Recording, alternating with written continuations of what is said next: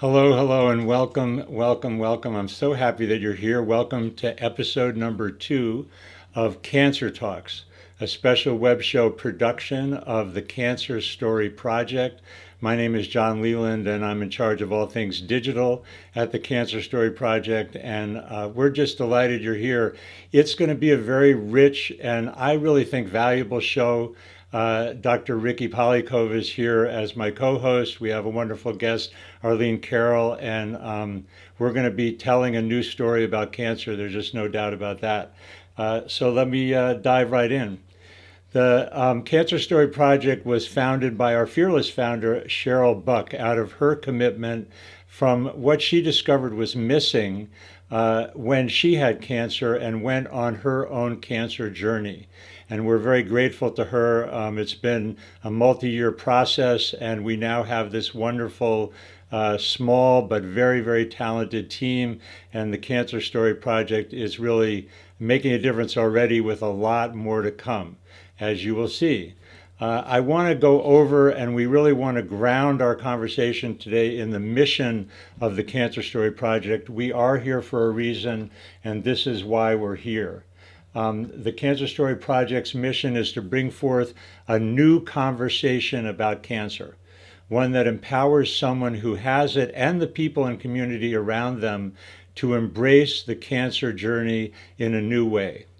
And we really mean that. This new conversation about cancer deepens our relatedness to each other.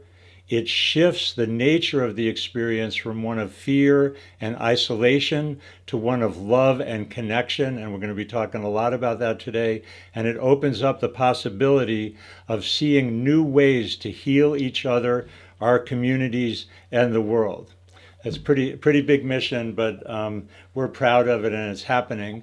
I want to bring on now my co-host, and Dr. Ricki Pollycove. Dr. Pollycove, or we like to call her Dr. Ricki, is a primary care gynecologist who works a lot with cancer patients, particularly breast cancer patients.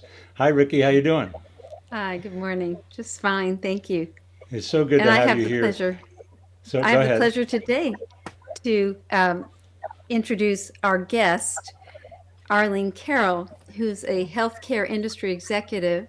She teaches at a major university in New York City, is herself a breast cancer survivor, and the author of the upcoming book, Just Diagnosed: Breast Cancer, What to Know, What to Expect, and What to Do Next. Her first book is dedicated to helping others become self-aware and empowered by taking charge of a breast cancer diagnosis. She is active with the National Share Breast Cancer Organization, is also a certified healthcare professional and a lifelong learner and educator. She volunteers 4 to 8 to 12 hours weekly on this cancer support hotline, and it's a pleasure to introduce you, Arlene. Oh, thank you so much, Dr. Pollycove and John, for this opportunity. It's just amazing, and what a great vision Cheryl has had and, is moving forward with. So it's exciting to be here. So I thought I would start things out, and welcome again, Arlene. Welcome again, Dr. Ricki. Talking about this journey that we call the cancer journey, and the process that happens that you're both very aware of, and Arlene, you've been through yourself personally. That what happens when we talk about moving from fear and isolation to love and community. I want to start with, where do we start, and what was that kind of fear and isolation like for you in the beginning? I know you went through multiple misdiagnoses, is that correct? Yeah. Yes. Well, it was back in March of 2015, and I was getting this little pinprick in my right breast, and very simple, like a little pinprick, and it was really very infrequently every 2 weeks, and a little ache under my right arm. And for me, I just thought that seemed unusual, although it was very infrequent. And I went to the GYN, and she said, do you drink a lot of coffee? Maybe cut back on that, or rub some prim oil on your breast, and that might help, and such. So I will admit I didn't cut that much back on coffee, but nevertheless, about 2 weeks went by. I went back to her, And I was still getting that odd feeling. And she then referred me to a breast surgeon. And the fact is, I had just 2 mammograms within that year, and also an ultrasound. And they took another mammogram and another ultrasound. And it was really every single test missed the fact that I had DCIS. And it was really, I think, a blessing and lucky, or whatever you want to call it, for me to have that little pinprick. Because in fact, when I was walking out her door at the end of March after these 3 tests showed absolutely nothing, I looked back at her and I said, I'm just telling you, something doesn't feel right. And she said, Arlene, I'm telling you, everything's fine. The 3 tests are negative. And I looked back at her one more time. I said, I'm going to walk out this door, but I'm telling you, something doesn't feel right. And that is where I feel a blessing and a bit of luck came in. And she said, wait, if you do not need an authorization for an MRI, we'll get you an MRI. And really, it was that MRI that picked up the DCIS and started a 3-month journey to what ultimately was a mastectomy of my right breast. But it's an amazing story, but what were the feelings that you were going through at that time? Because I think that there's a universal quality, is there not? And what was it like for you in terms of what you were feeling and where you were at, the stories you were telling yourself? Yeah, well, where I was at is I was really busy. I was in the height of my conference meeting planning season. In fact, that's where I met Dr. Pollycove at the New York Times Center in Manhattan. We were doing a conference together. She was speaking and I was managing the conference. It was one of my last conferences of the season, but it was very busy. I was going to the gym. I was, trying to eat right. I was turning 50 that August. I was planning my 50th birthday party. And, getting this diagnosis, it was, life comes to an abrupt halt and you're like, wait a minute. And then I'm thinking, I don't have time for cancer because I'm planning my 50th birthday and I'm really busy at work. But, the fact is I was, extremely fearful. It was a very kind of embarrassing feeling. I didn't know who to talk to. I didn't know who to reach out to. It wasn't maybe your lung or a pancreatic cancer. It was a very intimate part of your body. So I was feeling very embarrassed to talk about it. And I also felt very much a lack of control. And, in my job and in my personal life, I'm a little bit type A and I'm a little bit of a control freak and kind of more of a leader. And I felt like I had no control of this diagnosis.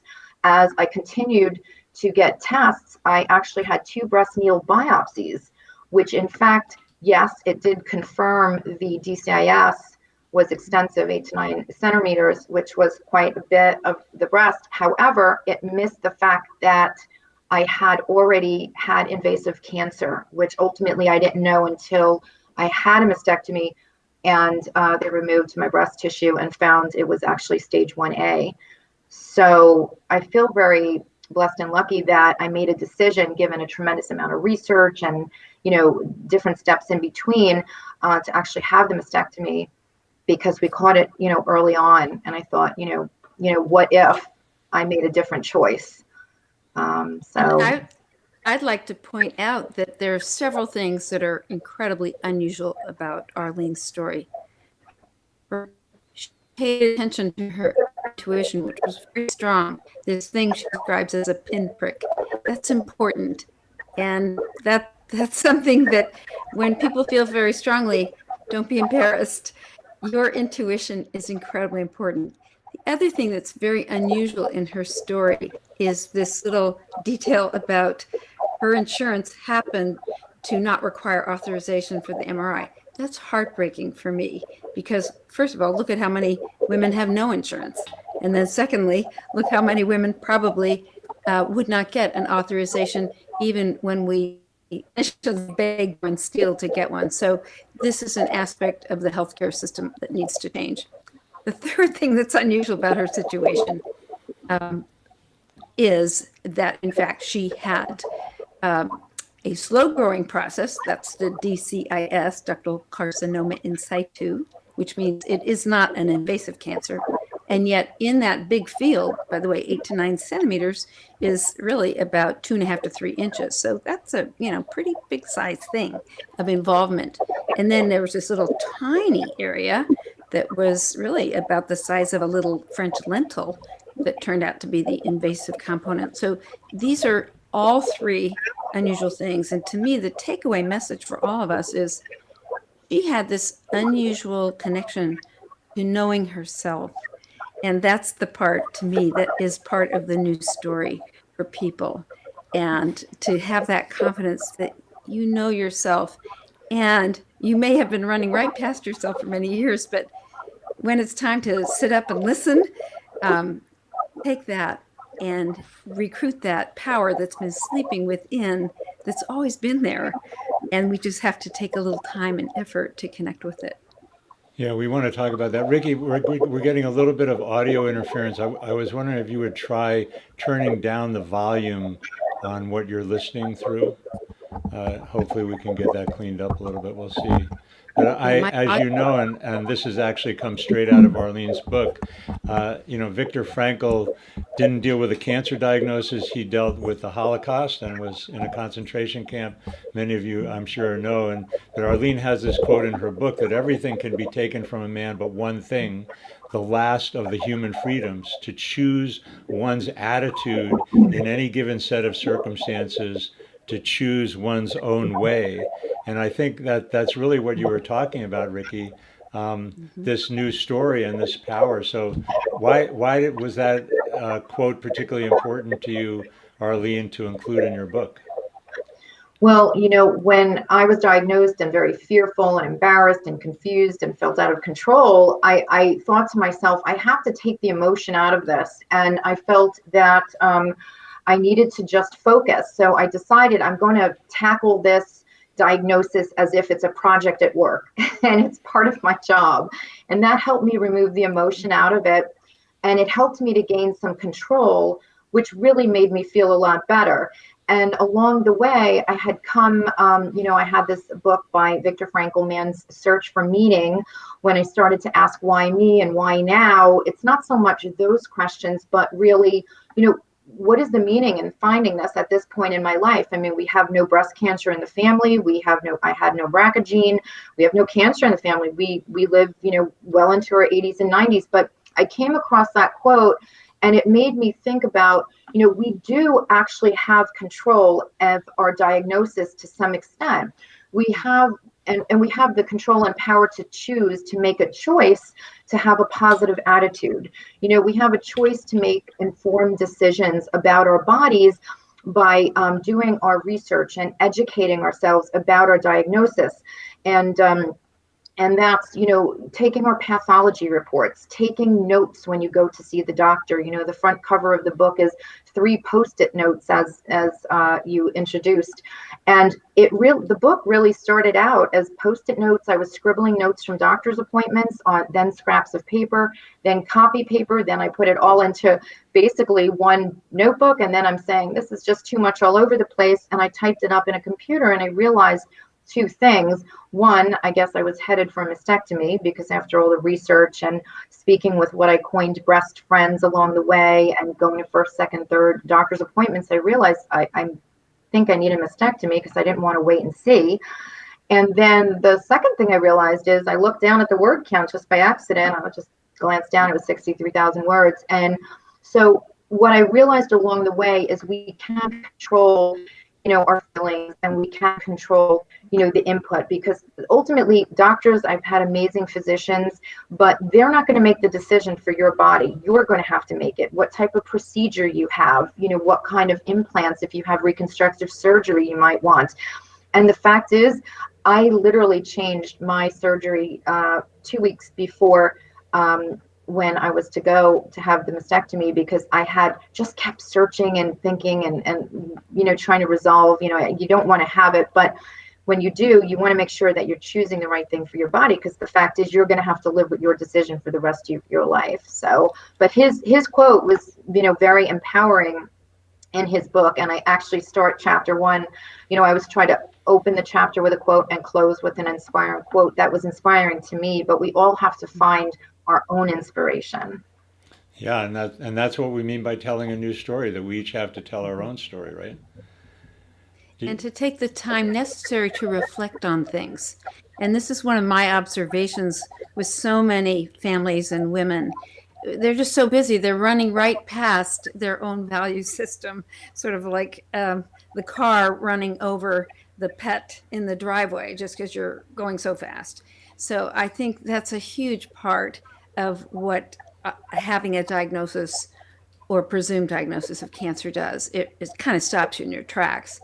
And then, fortunately, your story is you took it on as a work project, so you were organized and rational and logical, and you Exactly. kept the information, and that allowed you this foundation of what I call the facts, ma'am.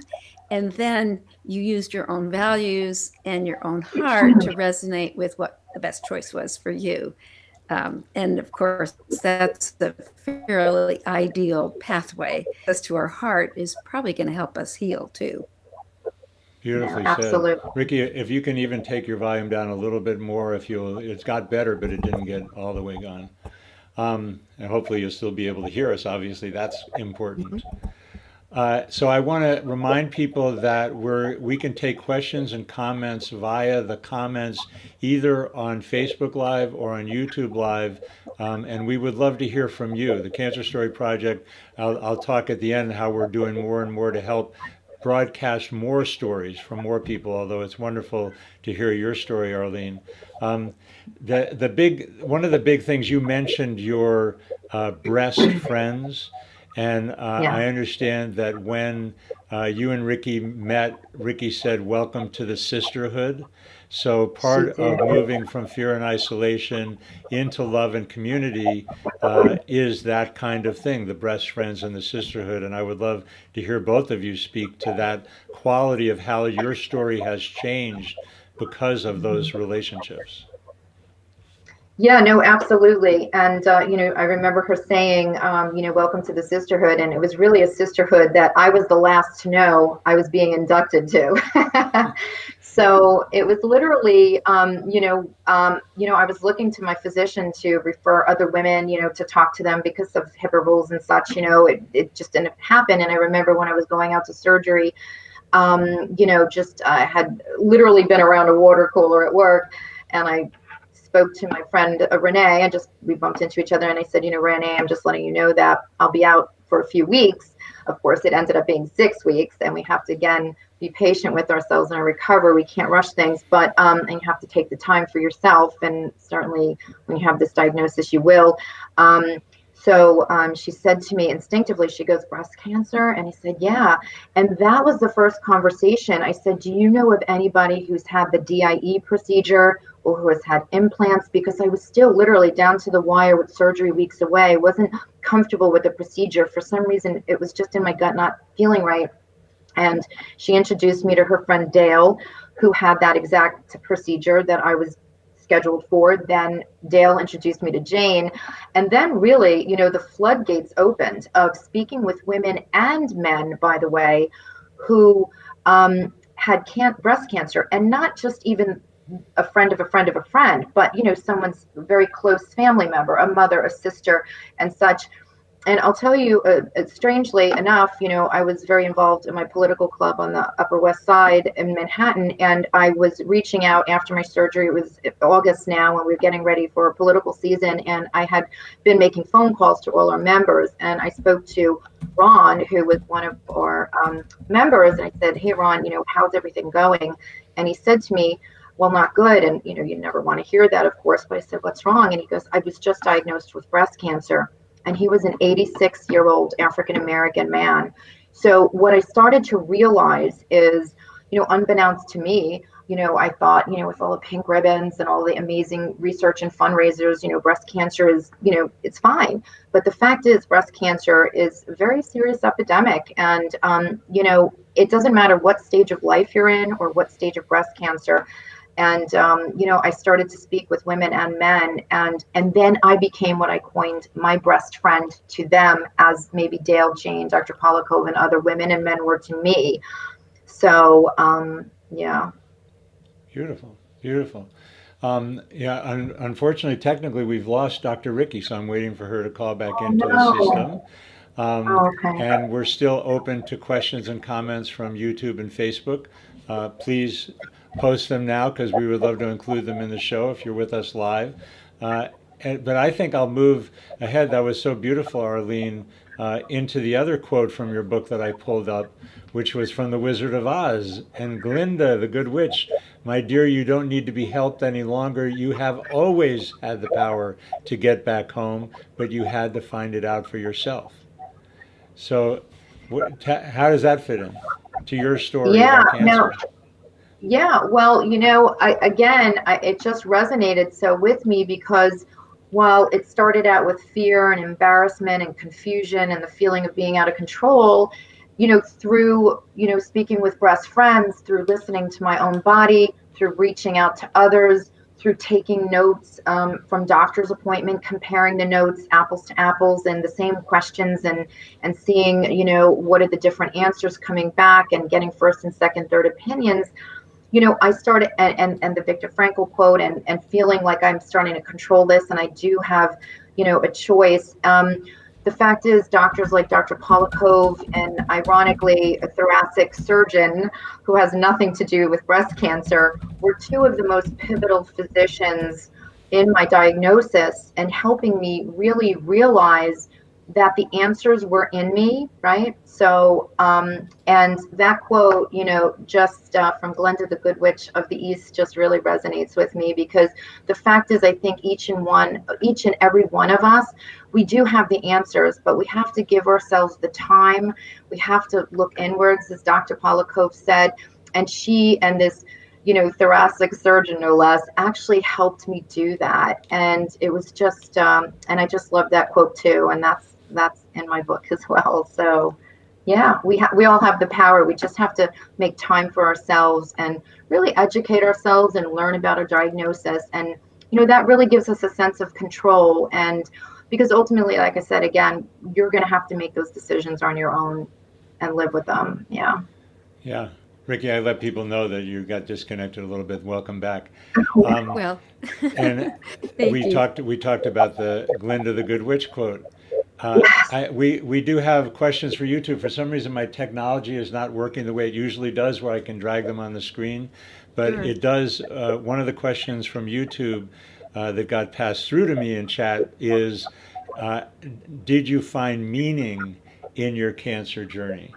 And how did you find cancer in your journey? And I kind of want to dovetail on that because you told me when we talked a day or so ago that you probably would not undo it even if you could. In other words, if you could not have cancer, you're not sure that you would make that choice because of how valuable and how much meaning there has been. Did I say that right? You did. And, we are not our boobs. And certainly it's devastating to, hear that we're losing something. I mean, I was 49. And certainly, it just brought life to a screeching halt. But, we are not. And I found great meaning in it. And no, I wouldn't turn anything back. And, in life, we have so much control. And then, like the man's search for meaning, we have to find meaning in our journey. And the meaning for me is, I really believe this, like, I never had it in my mind to write 63,000 words. And by the way, I wrote it in less than probably 12 weeks. And, when I was done writing that, my good friends said to me, Alexandra, she's like, well, I said, what am I going to do with this? And she said, well, she had just been diagnosed with diabetes a year earlier. And she said, Arlene, if I didn't find this certain book to help me through the first year of my diagnosis with diabetes, I would have never made it. And so with that in mind, she said, just break it down into chapters. And, 4 years later, it's 8 chapters and it's, in the editor's hands and such. But, I feel like I'm hopefully going to be such, helping other people to be empowered, because I must admit, while I'm a little assertive and aggressive and a pushy New Yorker to some extent, the fact is, there are some women and men out there who maybe are not. And, it's a difficult system to navigate. Even for me, who works in healthcare, I love my health system. We have amazing physicians, but, I had a little bit of an edge, but, the fact is I never had breast cancer. So this is really just very simple steps on, what you need to expect to do and know. So to And help I you think through the first year. what's pretty typical is that many people are so distracted from self, they're on automatic pilot. And if you look at our culture, this is a dominant cultural feature that many times when you're embedded in a culture, I say it's like the goldfish in the water. It doesn't really see the water in which it swims. And it's such a simple image, but having the cancer threat or having, in fact, the diagnosis stops you in your tracks. And many times it's why I really enjoy working with women who do have life-threatening diagnoses, because now they're staring into the mirror and thinking, well, wait a minute, what's most important in my life? And, my own nature just is connected to what's most important in my life. It's who I am. It's love, it's connection, it's caring for others, it's sharing joy and music, art, whatever. But that's not normal in our dominant culture, which is really pretty sad. Finally, and I do feel the portal is the threat of disease. It had to get pretty prevalent in the culture. Richard Nixon, way back, for those of us who are old enough, declared a war on cancer. Well, that's not my view. And on so many levels, cancer becomes the portal through which, in fact, your love expands, your self-love awareness is invited to the table on a very regular basis. And I think your book and your personal story, for those who are interested, will actually help them, because you've taken the journey and you're what I call a goddess guide to that universe. And it isn't just for sisters, it's for everybody. But in particular, because we're so much more able as a culture to talk about breast cancer. I mentioned in the previous session that, men have in fact, even greater incidence of prostate cancer, and 5% of breast cancers are in fact in men. So it's not just a woman's disease, but I think your experience is just so perfect for illustrating to others the invitation to connect with your power and take that journey from fear to self-confidence and love. But that's absolutely so true. But it is unfortunate that the trigger of that has to maybe be, a diagnosis of some sort or some life shattering or altering moment where you then have to take a step back. And, but yeah.